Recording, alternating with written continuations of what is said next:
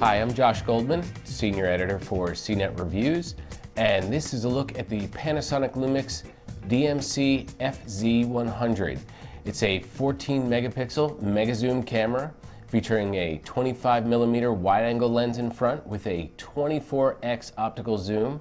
And while that's not the longest zoom on the market, Panasonic makes up for it with some digital zoom that we don't normally recommend, but they managed to pull off, and that extends the zoom out to a usable 32x.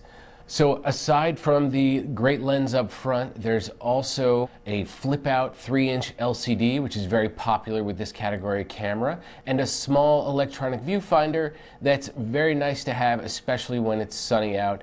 But when you're also using that long lens, you can keep the camera close to your body.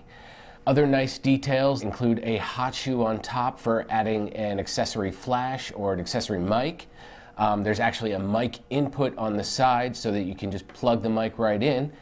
And there's also a record button on top for going straight to recording HD movies. This camera records in AVC HD and Motion JPEG up to a full HD 1080 resolution.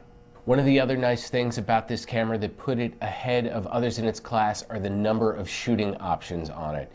You get everything from Panasonic's reliable intelligent auto mode right to full manual for both photos and movies. And Panasonic also includes a full selection of preset colors to go with different moods or different types of shooting. It's something akin to what you'd find on an iPhone app. Controlling the camera is fairly easy, but the menus do get a bit tricky just because of all the shooting options that are available. And as I mentioned earlier, Panasonic's made a lot of accessories available for this camera. Along with the flash and mic options, there's also filters, and the camera actually comes with the lens hood, which does not happen a lot with these models. One of the other things that makes this camera a standout is its fast shooting performance, especially burst modes. The camera has an 11 frame per second burst mode with photos shooting at a full 14 megapixel resolution. It also has a 5 frame per second with autofocus, which is pretty important if you're trying to keep something in focus that's moving. Its other shooting performance, such as shutter lag and shot-to-shot times, are also pretty great for its class. Now, as far as photo quality is concerned, Panasonic promises outstanding clearness in images from its 14 megapixel MOS sensor. Unfortunately, that was not what we experienced.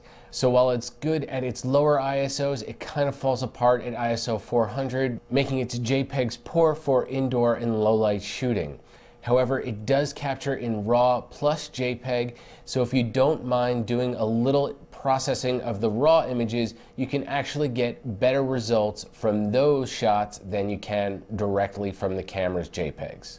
Last but not least, its video quality is excellent, but it suffers from some of the same low light issues that its photos do. Overall though, as long as you don't mind doing a little processing of the raw images, it's a top-notch mega zoom camera. I'm Josh Goldman, and that's a look at the Panasonic Lumix FZ-100.